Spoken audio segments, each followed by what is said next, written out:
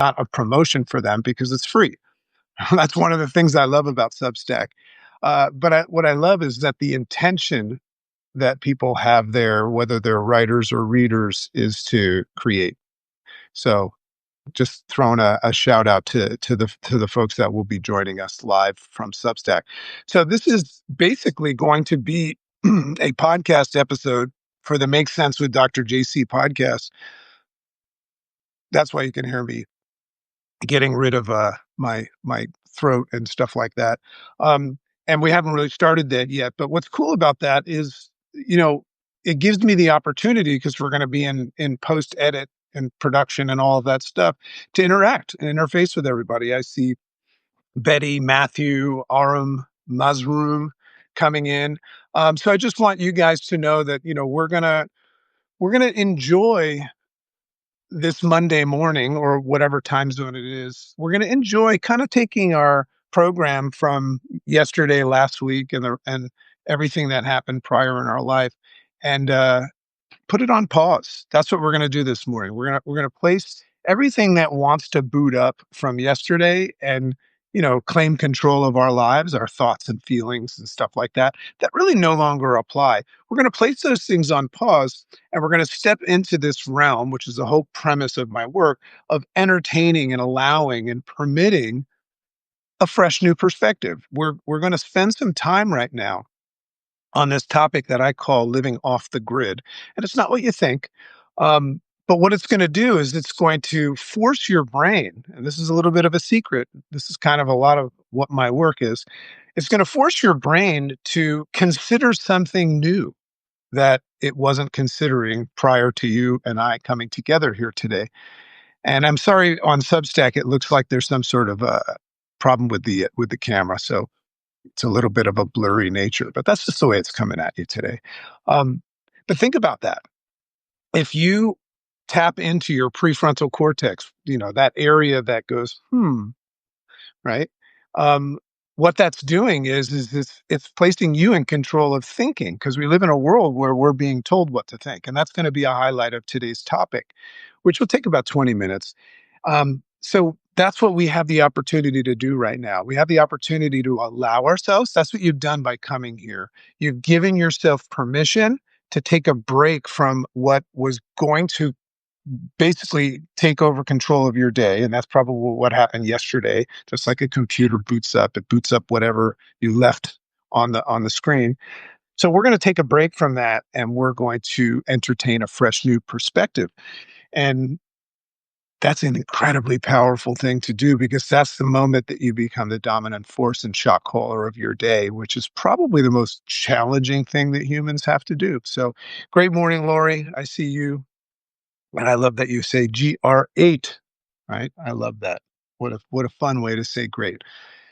So let's get into this. And this is all sponsored in large part by what we call the Make Sense Academy, and that's my private community. So if anything I write, if anything I say, anything on the podcast ever resonates and vibes with you, there's a lot of really cool work that can be done. So I've created this community. It's a psychological safe haven with some really, really cool people that are probably just like you, that are just open and curious, right? They haven't made up their mind about anything yet. And they're always open and curious to something that might work better or a perspective on life that might work better. And that's a power move.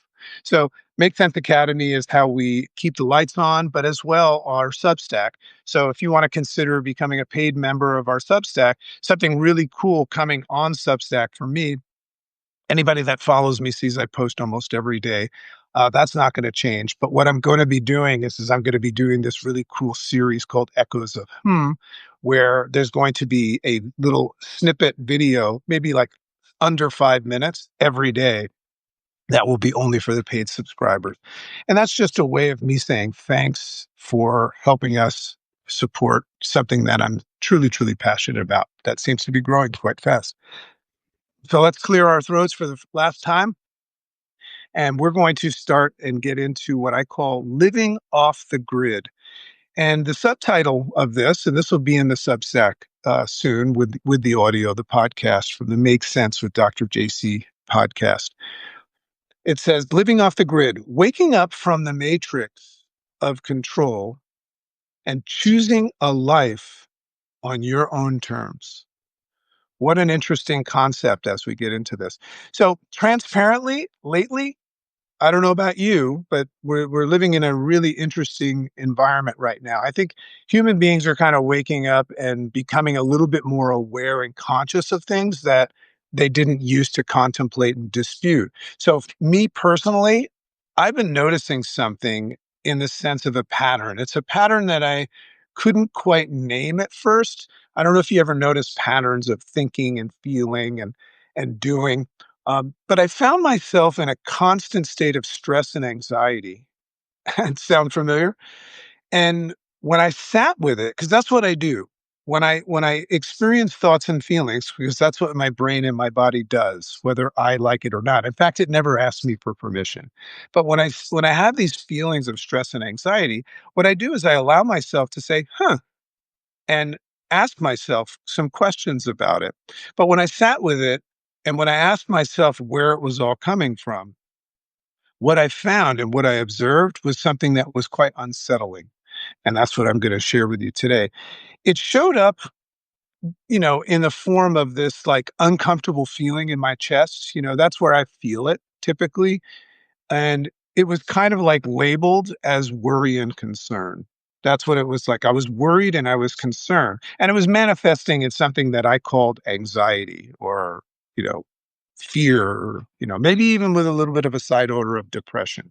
I wasn't happy. I wasn't satisfied. So it carried with it like this deep sense when I looked at it, when I popped up the hood and I looked under it, it carried this deep sense that my joy, and I thought about you too, your joy as well. My joy, happiness, and fulfillment were not actually mine. I didn't feel like I had control over my joy, happiness, and fulfillment. They weren't mine. So they were being held hostage by a set of nearly impossible rules. I'm so curious to see if you can observe this. Held hostage by just a set of nearly impossible rules, regulations, and responsibilities that I observed were not created by me, but created by a world and a society that I'm currently living in, that you and I are currently living in.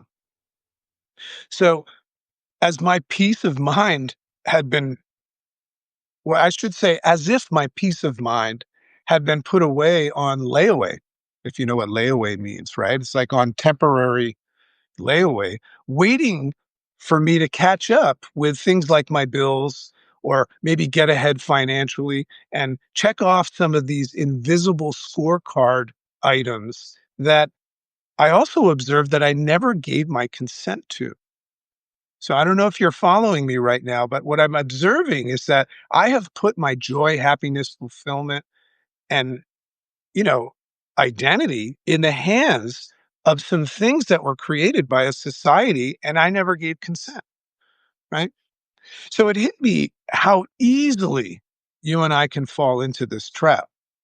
And I don't know if you're vibing with this, but I'd love to hear some of your comments because we are live. So the belief, this is the trap, the belief that our emotional well-being is achieved only, there's my throat again. The belief that our emotional well-being is only achieved after we've proven ourselves to the systems created around us. That freedom and fulfillment are something that we achieve only if we've completed the mandatory checklist of obligations. Can you feel me right now? So those things, those mandatory obligations are actually endless, I noticed as well, and growing day by day. If you look at your life as a plate with food on it, this feeling of being overwhelmed and out of control is that there's more food on your plate than you can handle. So I noticed that these obligation rules and regulations that were created by a society without asking our permission, it's like we were just indoctrinated into this. They're growing day by day. So not only do I perceive that there's like this impossible task, should I not like operate at a 10 every day? So then I said, they're growing.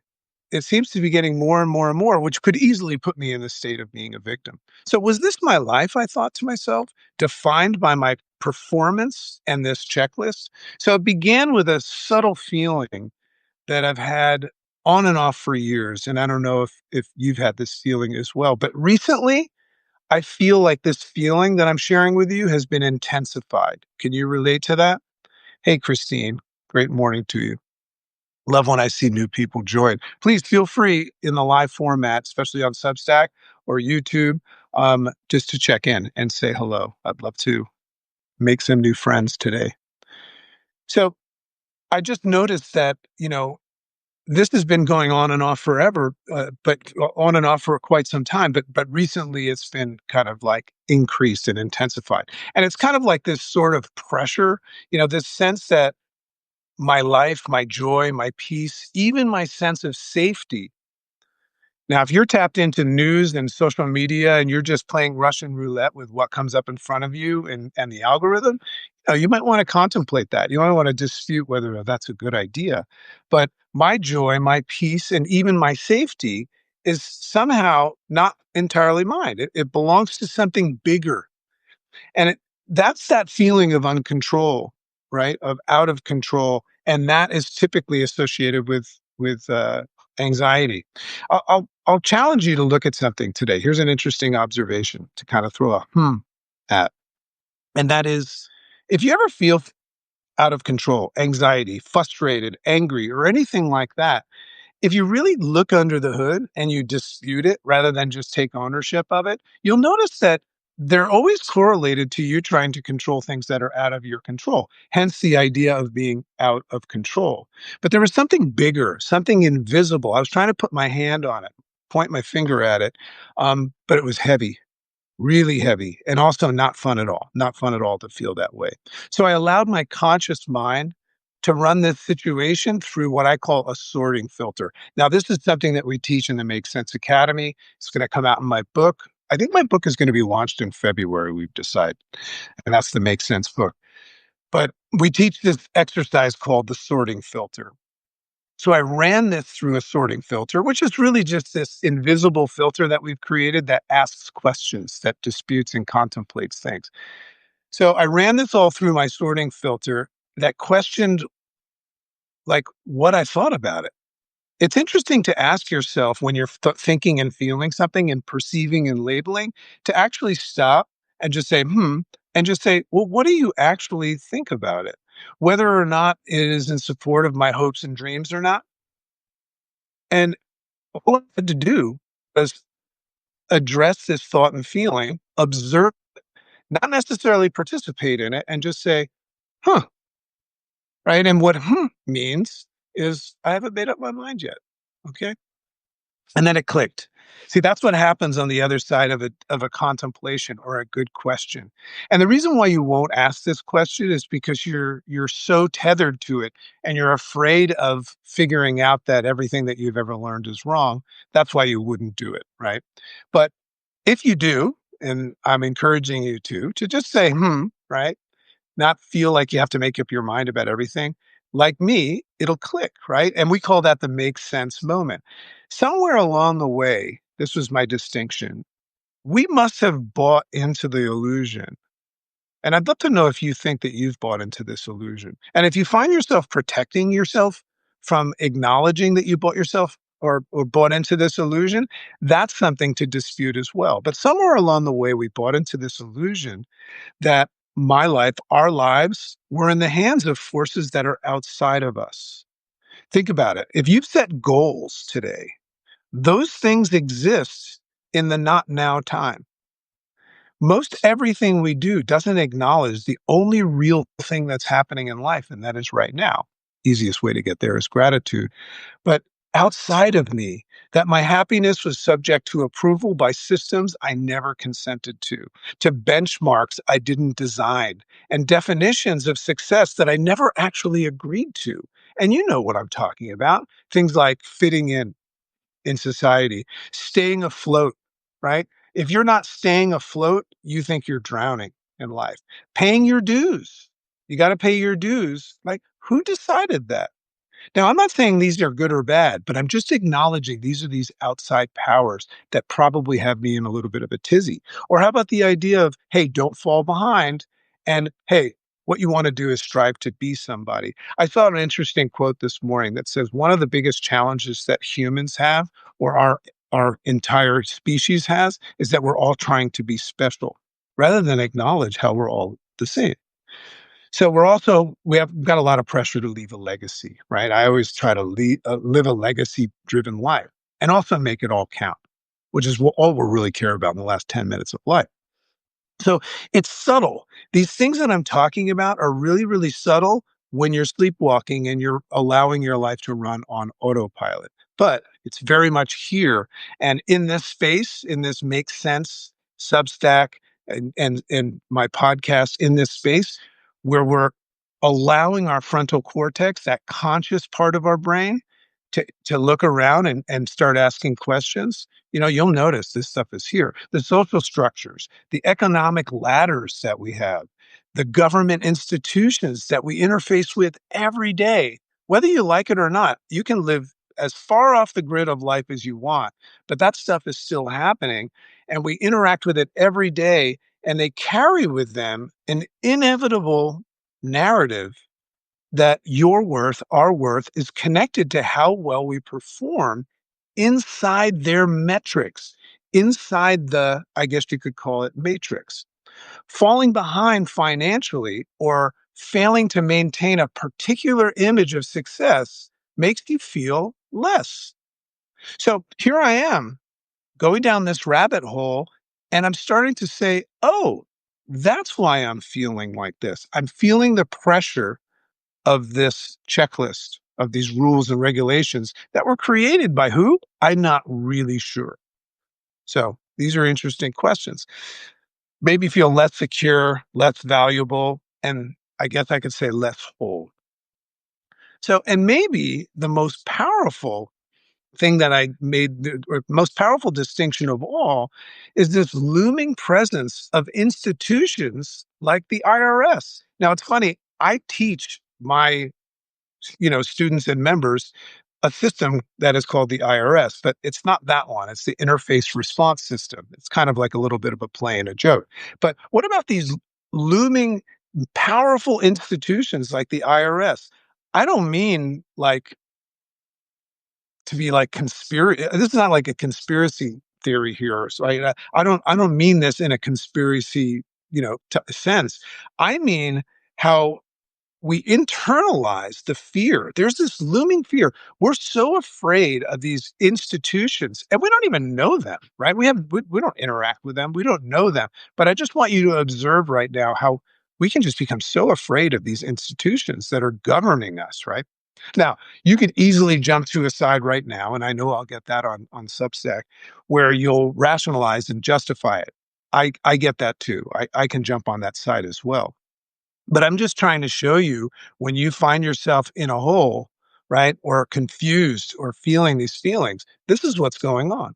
So we have this fear. We internalize the fear, and how it gets inside of us is what I want to just address right here, right? How the mere idea of being behind on taxes or missing a payment or facing financial insecurity, or insecurity can feel like a threat that's not just a threat on our money and way of living, but to your existence. Have you ever noticed that if you're afraid of like pending doom of finances and things like that, it's not just about paying your bills and, losing your luxuries and things like that. It's about your existence. There's this idea that you're a failure and you're potentially going to be punished for being a failure. So it's like this entire system might come crashing down. You ever feel like that? Like the entire thing is going to come crashing down. Like you might get swallowed up by it and be labeled a loser and then punished and penalized for being a loser, right? And that punishment is you get placed in this situation where there's this arduous task of spending a great amount of your time, which is not unlimited and it's unpredictable, our time. But we have this arduous task of now climbing out of this dark hole to do what? To just reach a status again of mediocre in a world that's struggling to keep up. So, why am I pointing that out? That's not from the state of being a victim. What I'm trying to show you is that these things are happening in your blind spot. And if you don't acknowledge them, you won't be able to give yourself the potential of reclaiming control as a dominant force of your life. So it's wild when you stop to observe all this. That's what this podcast is for, right? Right now, you are with me right now. If you're paying attention and you're listening to this as a podcast or live on Substack or YouTube or any of these channels, right? You're consciously thinking about this. And guess what? Not thinking about everything that you were thinking about before you came here. Do you see the value in a conversation like this? We're taking a break from our program, our conditioned mind, and we're considering something right now. You are sitting in the realm of possibilities and opportunity right now. It's pretty cool. So the stress can feel real and immediate, right?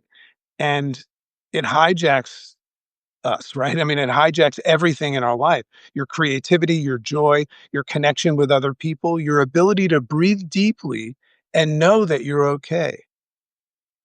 I don't want anybody to take away my ability to breathe deeply and just know that I'm going to be okay. Because that's what I'm always trying to do when I feel restless, right? I mean, it's fascinating. So once I saw all of this, something hit me. And that's what I want to share with you. Here's the insight. So we're going to look at this in a solution focused way now.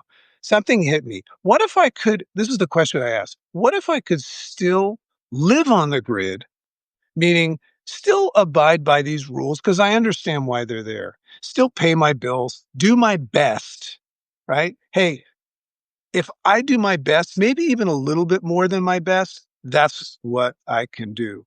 Do my best, show up responsibly, but BUT, I'm going to bring my butt in here, but take my fulfillment, my joy, and my definition of success off the grid. Do you see what I'm saying? This is what it means to live off the grid. Is I'm still on the grid because I understand the rules there. But what I'm taking off the grid are my joy, my fulfillment, and my definition of what it means for me to be successful and happy. What if I could stop giving those systems the power to define my worth, my self worth, and dictate my emotional state? Because we very often do. What if I could live from a place of inner agency, reclaiming control, where my sense of safety wasn't tethered and connected to a number in my bank account or a letter from a government office or something even more profound and worthy, right?